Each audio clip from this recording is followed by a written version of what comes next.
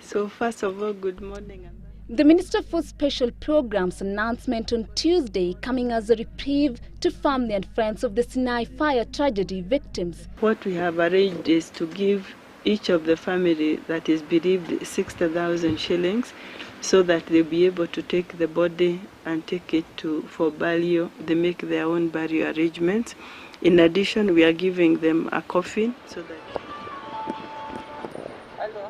And Jane Marome makes one last call before she talks to us.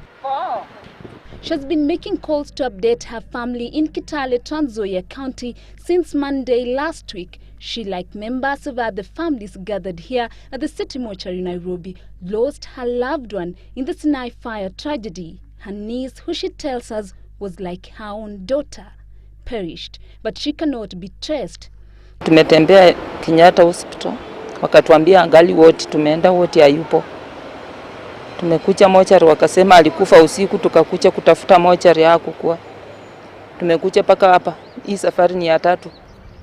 It's a reality that dawns at a time when the government has announced that there will be an interdenominational service at Uhuru Park Wednesday in remembrance of those who perished in the tragedy. But for Jane and many other families, they say the support extended can only mean much when they get the remains of their loved ones. Wenye waka hapa wanatuambia kwamba ati aliungua kabisa akakuwa chifu. Tumewauliza kama alikuwa chifu kabisa na mlichota ama pato mkuchota. Ati wakuchota.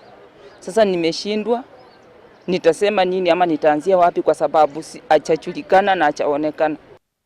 Hopes of tracing the remains of Annie is fully pegged on the results of DNA tests and profiling carried out by the government, but they may have to wait a little longer. Sasa wamepima DNA.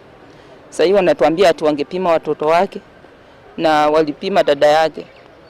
Sasa wanasema dada yake haitashika.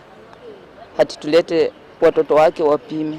We have 49 bodies whose DNA is still being carried out, and it will take a little bit while before we know who they are. It's been over a week now after the Sinai fire tragedy, and a good number of people have not traced their loved ones. All of them say the only way to achieve closure is by giving their loved ones a decent send-off. The government, however, is firm on the issue of eviction and relocation for those living in restricted areas like atop pipelines and way leaves. They have to go. So you're looking at Nairobi, Kisumu and so on, all urban areas. At least 119 people perished in the tragedy, and the 164 households affected will get 10,000 shillings each to buy household items and 6 months' rent to help them start lives afresh. Judy Kosgei, Citizen TV, Nairobi.